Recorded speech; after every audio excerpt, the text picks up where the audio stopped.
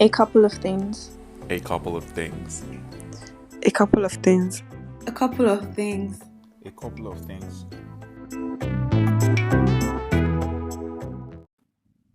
Hello again. On today's episode of A Couple of Things, we'll be talking about design and more specifically doing research during a pandemic. So, what are the challenges of doing research in a pandemic? How do you manage them? What do you do to replace certain methods that are usually in person? And more. These are the things that will be covered in this episode. Thank you for listening.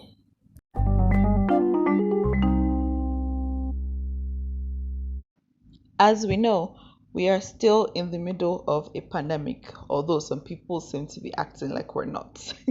So, one challenge that a lot of startups are facing now, or a lot of business in general are facing now, is how to do research, especially within the constraints of sub-Saharan Africa, where internet can be spotty, video calls may not always work, and so on. The general challenges that come with doing research, such as finding participants to actually do your study, answer questions, do usability tests, still exist, but there are newer constraints and newer problems. So, how do you do remote research? Keeping in mind that a lot of people might not have 24/7 access to the internet, or there may be electricity problems, and so on. What you need to do is think about how to reinvent the current methods that you use to be more applicable to the times that we're in. I, for example, I'm not willing to do in-person research now, even though lockdowns have been lifted and there's a little more freedom of movement as opposed to earlier in the year when a lot of countries were on lockdown. So in that case, I need to think about what can I do instead of doing in-person field research and so on. Some things are easier to do remotely, as we've already been doing before, even before the pandemic. So things like remote usability testing and remote interviews were very common. But how do you do remote field studies? How do you do field studies when you can't go to people's houses or be with them in person? Something that has really worked for me in this time is doing diary studies instead of field studies. Diary studies are very effective in helping you understand people's day to day lives, what they do, especially around a particular concept that you're interested in. So, how do you do a diary study? For example, if you want to understand people's buying habits or their financial habits, if you wanted to do a field study before, you would have to have gone to their houses, follow them to the stores when they're going, and ask them questions about all those kinds of things. But with the diary study, what you can do is you can send them a form, or you can use the tool like Discount. But keeping in mind network issues and challenges, something you could do instead of sending people to Discount is send a Google form. So create a Google form for every single participant in your diary study, or you can use a tool like WhatsApp, SMS, depending on what kind of information you need per day or per time from the participants, and use that instead of using a tool like Discount that requires a lot of internet access, storage, phone space storage, and other issues like that. So, when you're doing remote interviews as well, you need to consider the context of the people who you're interviewing. Try to do not insist on having people turn on their videos, for example, because video can cause like slower internet does not work well with video calls. So also don't turn yours on because it might make them feel like they have to do theirs as well, because if your own is on and their own is off, they might feel a certain kind of way. So you want to be inclusive, you want to make them feel comfortable the same way you would even in an in-person session.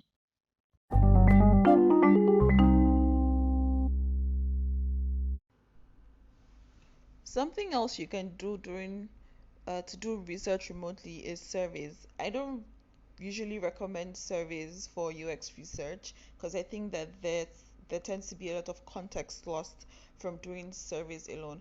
However, surveys can be useful for getting baseline things on like preferences and doing high level research to understand basic things that you can then dig deeper in by doing remote research, diary studies, remote interviews, remote usability tests, and so on. So you can use your surveys to get a baseline feeling of what people are thinking, what people are saying, how people feel, their preferences, and so on about certain topics that you're interested in, and then dig deeper later on. Something else to note when doing remote research is we tend to rely on video calls, phone calls, and so on, but consider doing things like WhatsApp. Almost everybody in sub-Saharan Africa who has a smartphone uses WhatsApp. So use WhatsApp chats. You can try WhatsApp voice calls or video calls. You can do group chats, even you can do chat-based focus groups. Those can be very difficult to manage, so you need to even narrow down your topics even more than you would for in-person focus group conversations. And encourage them to send screenshots to the chat, encourage them to send voice recordings, video recordings, so that way you can even use WhatsApp as some form of diary study, but the questions might not be as structured as they would be in a form. So you need to experiment with methods as a researcher. In doing research, you can't just say you're going to stick to what you've always known. You have to evolve and make it very easy for your participants to participate in the studies that you're doing. If you don't make it easy for people to participate in your study, they wouldn't want to, and you will not get effective, useful responses. You might not get valuable data. So try and make it as easy as possible for anyone who wants to participate in your study to participate, regardless of the kind of constraints that they might have. And if you do this, you're less likely to be excluding people, and you're more likely to be inclusive, because if you focus on only doing video calls via Zoom or Google Meet or any of those other tools, you might exclude people who may not have a lot of data and can't do a lot of video calls, and you might exclude people who are more comfortable talking with like WhatsApp, for example. Something else you can do if you're very worried about like privacy and security and all those things, of participants sharing the confidentiality and all, is use something like Telegram, where you can do secret chats and you can delete them afterwards if non-confidentiality and confidentiality is a concern that you have.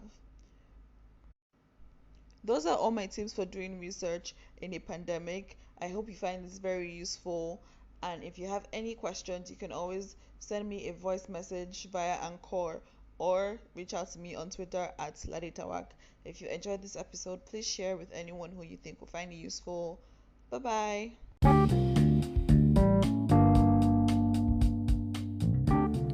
Thank you for listening to today's episode. If this is your first time of listening to the podcast, please subscribe so that you don't miss out on future episodes. If you enjoyed listening, please share. Thank you. Bye.